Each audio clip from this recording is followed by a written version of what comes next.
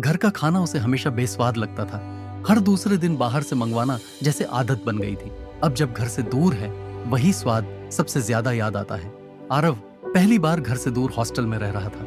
BCom की पढ़ाई के लिए लखनऊ आया था। अनजान शहर, अजनबी लोग, अनचाहा सा कमरा और हॉस्टल का बेस्वाद खाना। कैंटीन की थाली में रोज वही उबली दाल, अधपकी सब्जी और ठंडी रोटियां। हर दिन जब थाली में बेस्वाद खाना देखता तो उसे माँ के हाथ की गर्म रोटियां याद आ जाती। हर रोज कुछ नया बनता था वहां। सब्जी की महक, घी की खुशबू और वो रसोई की गर्माहट जो अब बस यादों में थी। आरव अक्सर अपने दोस्तों से कहता, यार हॉस्टल का खाना बिल्कुल अच्छा नहीं लगता। धीरे धीरे दोस्त उसकी बातें समझने लगे। अब कभी कोई दोस्त उसके लिए टिफिन ले आता तो कभी कोई अपने खाने में से बांट देता।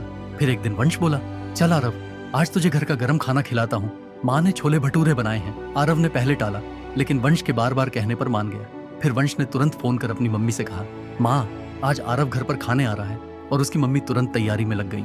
फिर कॉलेज खत्म होने के बाद दोनों वंश के घर गए। जब वो वंश के घर पहुंचा, वंश की मम्मी ने आरव का बिल्कुल अपने बेटे की तरह वेलकम किया।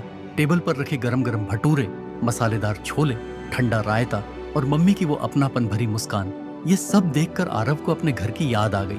माँ के हाथों की वो गर्मी, वो स्वाद और वो बिना कहे सब समझ लेने वाला प्यार। जैसे ही पहला निवाला मुंह में गया, आरव की आंखें भर आईं। वंश की मम्मी ने झट से पूछा, क्या हुआ बेटा, तीखा है क्या? आरव मुस्कुराकर बोला, नहीं आंटी, बस गरम खाना खाए बहुत दिन हो गए। यह सुनकर वंश की मम्मी थोड़ी भावुक हो गई। चुपचाप रसोई में गई और ताजे भटूरे सेंकने लगी। फिर अपने हाथों से दोनों की थाली में गरम गरम भटूरे परोसे। उसकी आवाज धीमी थी, लेकिन आंखों में छुपी वो भूख सिर्फ खाने की नहीं, अपनापन पाने की थी। एक पल को सब शांत हो गया, जैसे वंश की मम्मी ने भी उस खालीपन को महसूस कर लिया हो। खाना खत्म करने के बाद वंश की मम्मी ने मुस्कुराकर पूछा, बेटा खाना कैसा लगा? आरव ने थाली की ओर देखा, फिर आंटी की ओर मुस्कुराते हुए बोला, आंटी इस नए शहर में कॉलेज में सब कुछ है, वाईफाई, एसी, कैफे, पर एक ही कमी थी, माँ के हाथ के खाने की।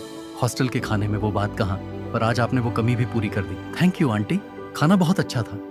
घर का खाना भले ही साधारण लगे, पर उसमें माँ की ममता छुपी होती है। इसलिए जब भी माँ के हाथों का खाना मिले, बिना नखरे खा लो, क्योंकि वो सिर्फ खाना नहीं, प्यार, दुआ और सुकून का सबसे खूबसूरत तोहफा होता है।